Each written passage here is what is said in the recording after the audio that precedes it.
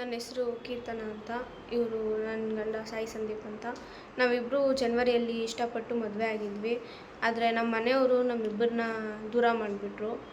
ಸ್ಟೇಷನ್ಗೆ ನ್ಯಾಯಕ್ಕೆ ಅಂತ ಹೋದರೆ ಸ್ಟೇಷನಲ್ಲಿ ನಮಗೆ ಪೊಲೀಸರು ನ್ಯಾಯ ಕೊಡೋಕ್ಕಾಗಿಲ್ಲ. ಆವಾಗ ನನಗೆ ನಮ್ಮ ಮನೆಯವರು ಸ್ಟೇಷನಲ್ಲಿ ಇವ್ರು ಸರಿ ಇಲ್ಲ ಅಂತ ಒಂದು ಹುಡುಗಿಯವ್ರ ಮೇಲೆ ಕೇಸ್ ಹಾಕಿತ್ತು. ಆ ಕೇಸೆಲ್ಲ ಗೊತ್ತಿಟ್ಕೊಂಡೆ ನಾನು ಇವ್ರನ್ನ ಮದುವೆ ಆಗಿದ್ದೆ.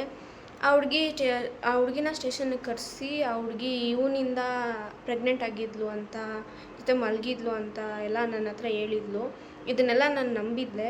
ಆದರೆ ಇದೆಲ್ಲ ಸುಳ್ಳು ಅಂತ ಅದೇ ಹುಡುಗಿ ಒಪ್ಕೊಂಡಿದ್ದಾಳೆ. ಇದೆಲ್ಲ ನಮ್ಮ ಮನೆ ಹತ್ರ ದುಡ್ಡು ಇಸ್ಕೊಂಡು ಹೇಳಿರೋದು ನನಗೆ ಅಂತ ಅದೇ ಹುಡುಗಿ ಒಪ್ಕೊಂಡಿದ್ದಾಳೆ.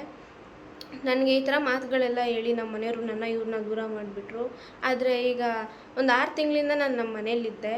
ಆದರೆ ನಮ್ಮ ಮನೆಯವರು ನನಗೆ ತುಂಬ ಟಾರ್ಚರ್ ಕೊಟ್ಬಿಟ್ರು. ಆವತ್ತು ನಾನು ಹೋಗಿ ಇವ್ರನ್ನ ಮದುವೆ ಆದೆ ಅಂತ ನನಗೆ ಮನೇಲಿ ಹೊಡೆಯೋದು, ನನ್ನ ಸೂಳೆ ಅಂತೆಲ್ಲ ಕೆಟ್ಟ ಮಾತಲ್ಲೆಲ್ಲ ಬೈಯೋದು, ಈ ಥರ ಎಲ್ಲ ಟಾರ್ಚರ್ ಕೊಡ್ತಾಯಿದ್ರು. ಬೇರೆಯವ್ರನ್ನ ಮದುವೆ ಆಗು ಅಂತೆಲ್ಲ ಟಾರ್ಚರ್ ಕೊಡ್ತಾಯಿದ್ರು. ಆ ರೀತಿ ನಾನು ನಮ್ಮ ಮನೆಯವ್ರ ಜೊತೆ ಇರೋಕ್ಕಾಗ್ದಿರ ಇವ್ರನ್ನ ಕರೆದು ಇವ್ರನ್ನ ಕರ್ಕೊಂಡು ಹೋಗಿ ಮತ್ತೆ ಈಗ ಮದುವೆ ಆಗಿದ್ದೀನಿ. ಇವಾಗ ನಮಗೆ ಆ್ಯಕ್ಚುಲಿ ಕೊಲೆ ಬೆದರಿಕೆ ಇದೆ, ನನಗೂ ಅವ್ರಿಗಿಬ್ಬರಿಗೂ. ನನಗೆ ಫಸ್ಟ್ ಟೈಮ್ ಮದುವೆ ಆದಾಗೆಲ್ಲ ಇವರು ಮನೆಯವರೆಲ್ಲ ಬಂದು ಹೊಡೆದಿದ್ರು ನನ್ನ. ಅದಕ್ಕೆ ನನಗೆ ಆಚೆ ಕಡೆ ಇವ್ಳನ್ನ ಕರ್ಕೊಂಬರೋಕ್ಕೆ ಭಯ ಆಗ್ತಾಯಿದೆ. ನನಗೆ ಪ್ರೊಟೆಕ್ಷನ್ ಬೇಕು.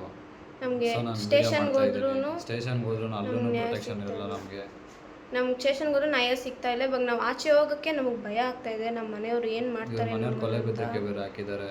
ಎಲ್ಲಾದರೂ ಕಾಣಿಸ್ಕೊಂಡ್ರೆ ಸಾಯಿಸ್ಬಿಡ್ತೀನಿ ಅಂತೆಲ್ಲ. ಅದಕ್ಕೆ ನನಗೆ ಪ್ರೊಟೆಕ್ಷನ್ ಬೇಕು ಅಂತಲೇ ನನ್ನ ಹೆಂಡತಿ ವಿಡಿಯೋ ಮಾಡ್ತಾ ಇದ್ದೀವಿ. ನೀವೇ ನಮಗೆ ಪ್ರೊಟೆಕ್ಷನ್ ಕೊಡಬೇಕು. ನನ್ನ ಹೆಸರು ಸಾಯಿ ಸಂದೀಪ್ ಅಂತ.